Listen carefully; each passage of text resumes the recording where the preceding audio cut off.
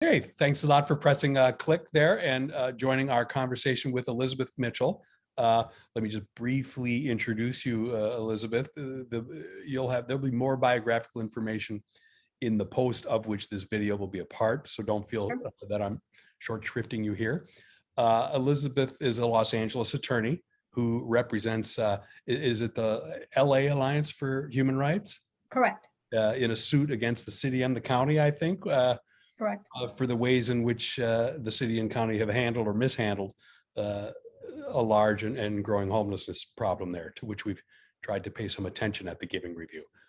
Before private practice, Elizabeth worked for the LA City Attorney's Office in its police litigation unit, which she joined from another part of the city attorney's office that prosecuted crimes, violent and sexual crimes. So, Elizabeth, are you an LA native? No, I'm not. I went to Pepperdine out here. My whole goal in life was to be a prosecutor, and they were a really good feeding school.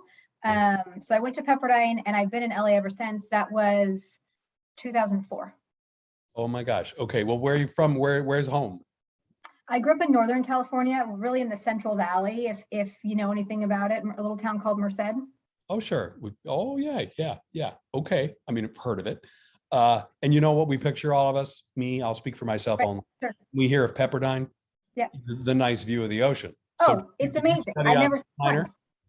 No. Okay. It's gorgeous. I actually had to so the law school's at the very top of that hill there.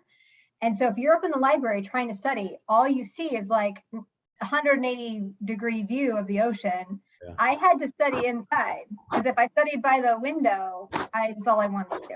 Yeah. It's beautiful. And then tell me about, just quickly, the police litigation unit. It seems like it might be a disheartening job, or they're, what do you do there? Yeah, it was, you do become very emotionally invested, that's for sure. So I worked there from about 2010, about maybe 2009, I think, to 2018 when I left. And what you're doing, I was representing LAPD officers and LAPD in the city of Los Angeles in all police-related lawsuits. So I had excessive force, false arrest, wrongful death, all of those kind of cases, defending police officers in the police department. And you left that office to join private practice how long ago? In 2018. Okay. All right, so let's go to just in general, since you've been in law school in LA, or maybe even longer ago than that, how has the nature and level of homelessness changed in LA since then? Oh, I mean, exponentially so.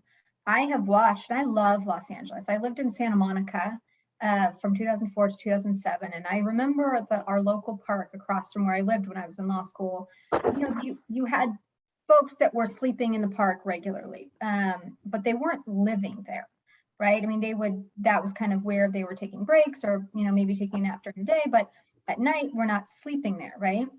And you had that throughout Los Angeles.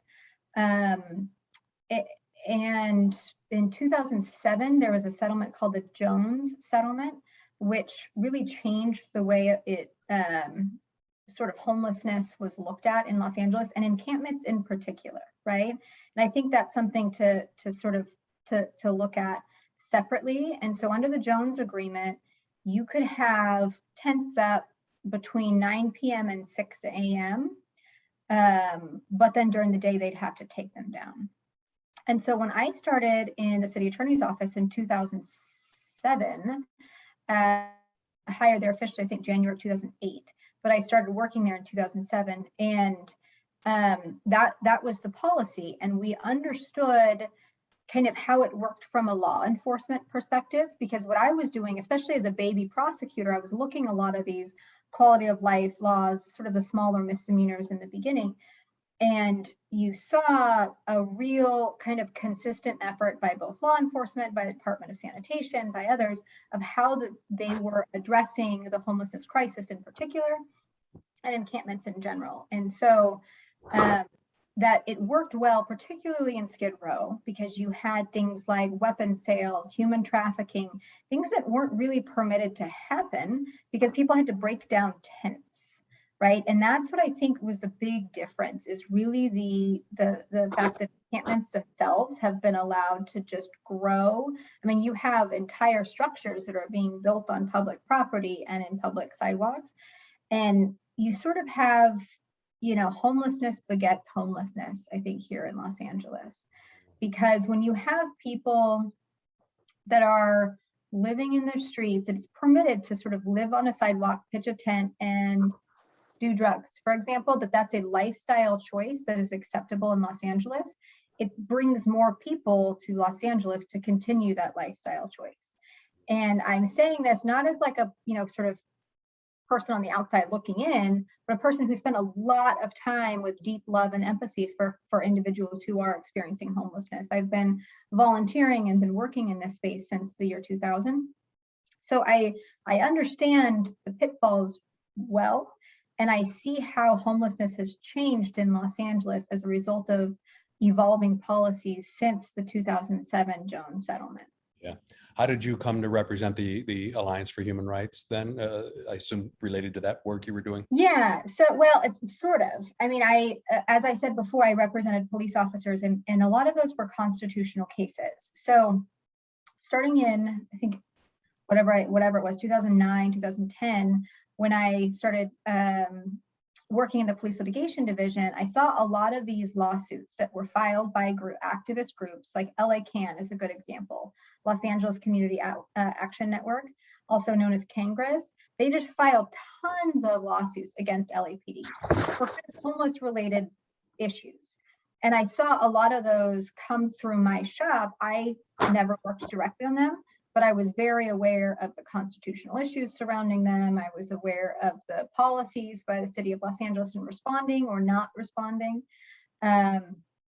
And so I became very familiar with all of the players. I knew constitutional claims quite well. It's all I had done for a decade.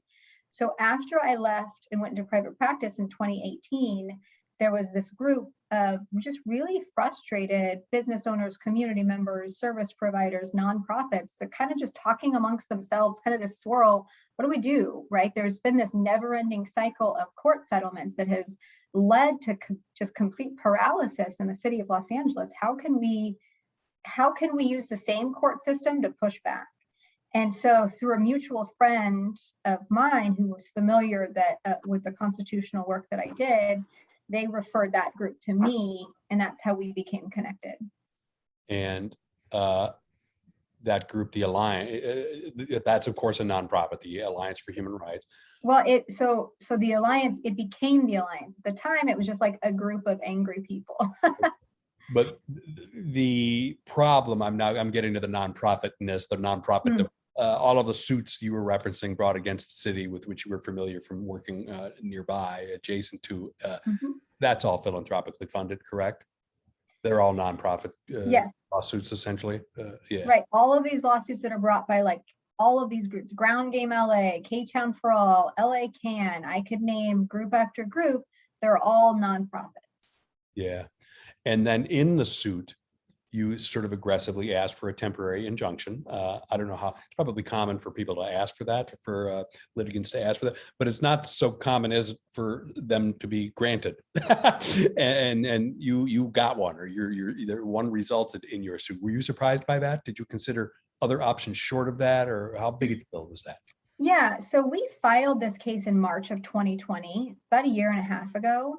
And really quickly, all parties agreed to suspend litigation to try to enter into settlement negotiations. Okay. Everybody had recognized the need for judicial oversight. Everybody was interested in the approach that we were looking at. And so for all of 2020, we were not litigating this case. It wasn't until those talks really broke down that in April, we decided we needed to go ahead and file the motion for injunction, because things had just gotten so bad. It was complete paralysis on the part of the city and the county that we went ahead and filed it. But having been in this case for over a year, I'm not surprised the judge granted it. Tell me more about that. I guess I don't want you to characterize it. Was he frustrated, or? Oh, that's an frustration is an understatement. So as part of the agreement in March of 2020 to suspend litigation, we all agreed to talk amongst ourselves, which is not typical in litigation. So typically you can't have what's called ex parte communications.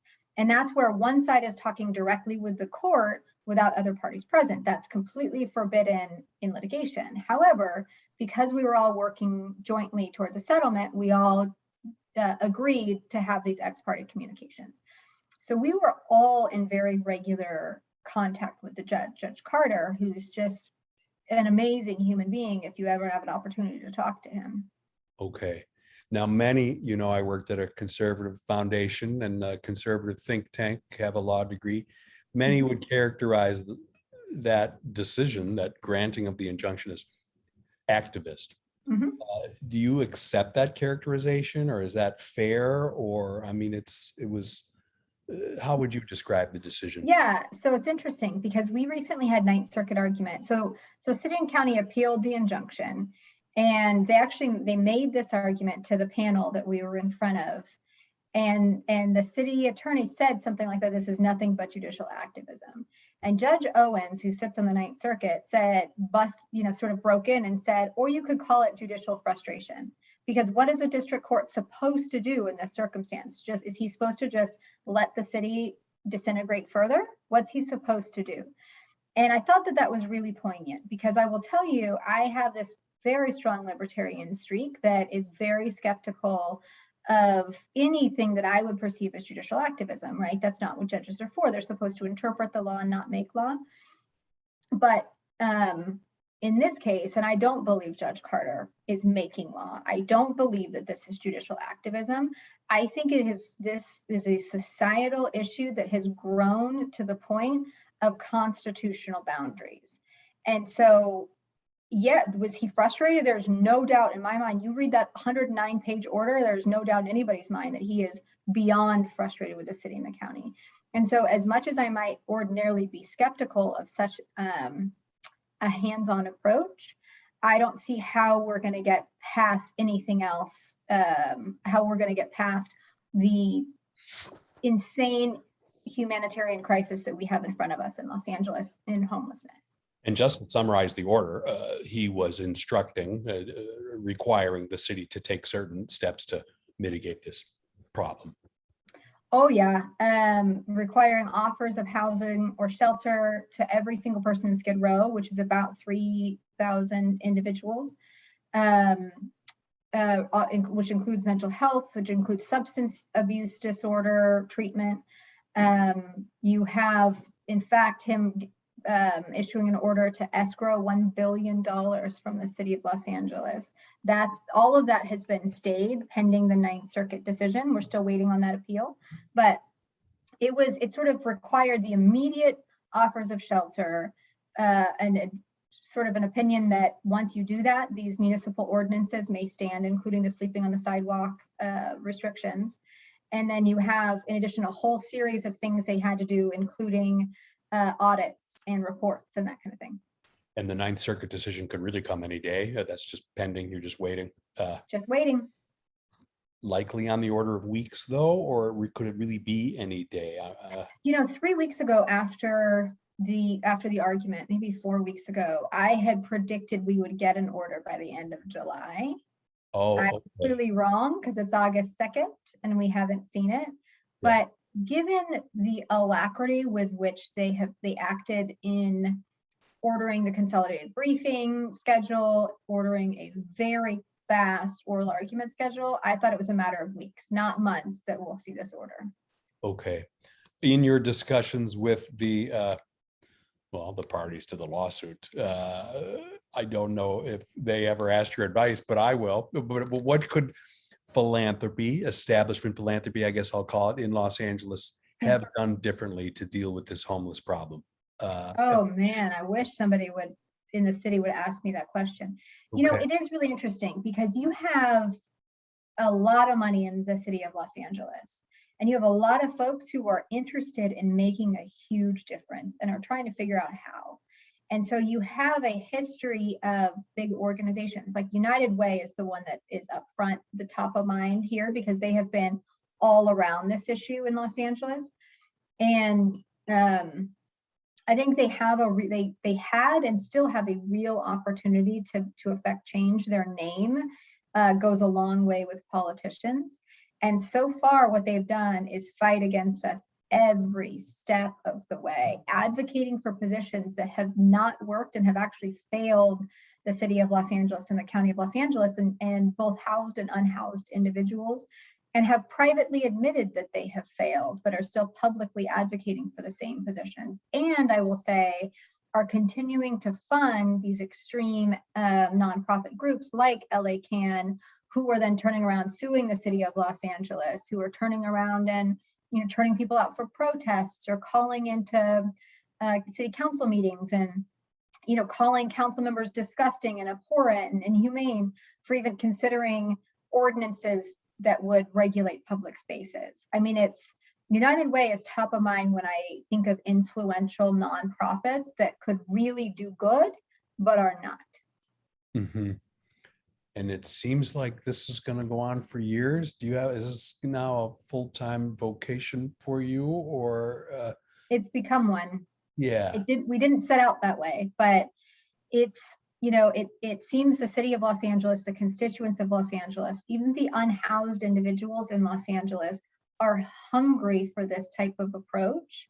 And so, and it's really a populist approach, right? We have said from the beginning, we're apolitical, but where you have government on all levels that have failed, where you have sort of the elites, both in philanthropy and in business, in Hollywood, that have all failed to address the situation, you turn around and you get this kind of activism that I never expected to be involved in, but I find myself right in the middle and then maybe even in the front of it, because people are so frustrated. And but to your question, is it going to go a long time?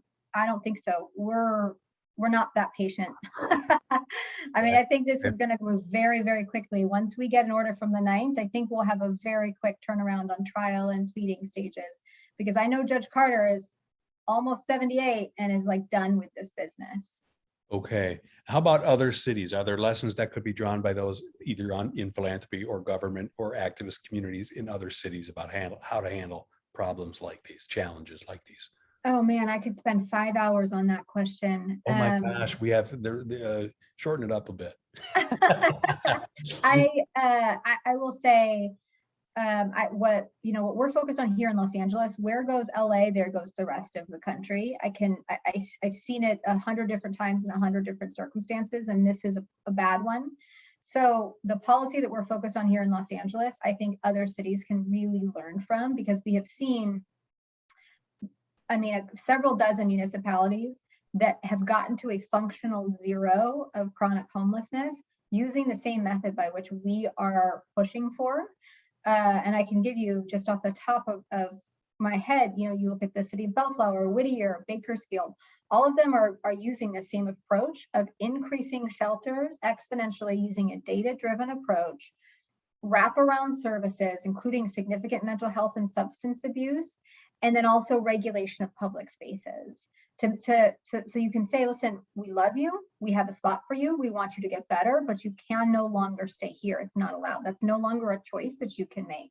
And so when you have those three pillars working together, we've seen a lot of success with it. So I would encourage other municipalities to kind of move forward that approach, or certainly contact me, and I'm happy to put you guys in contact with the right people. But as far as the role of philanthropy, I think where folks like Bill and Ken have been so helpful in helping me really understand the negative impact of philanthropy, and how you have seemingly innocuous organizations like United Way, who, when you really dig in, are funding these very far left progressive agendas that are turning around and creating havoc and a lot of confusion in spaces that neighborhoods and businesses didn't necessarily know they were supporting, and in fact are very directly frustrated by. And so I think the role of philanthropy in particular, as well as city and county and local governments and how they address these issues. I hope that a lot of people learn from what we're doing here in Los Angeles, certainly. Great. Well, thank you so much, Elizabeth. Yep. I wish we had more time, but I totally appreciate your giving us some of the time that you did have today. Yeah, absolutely. Happy to.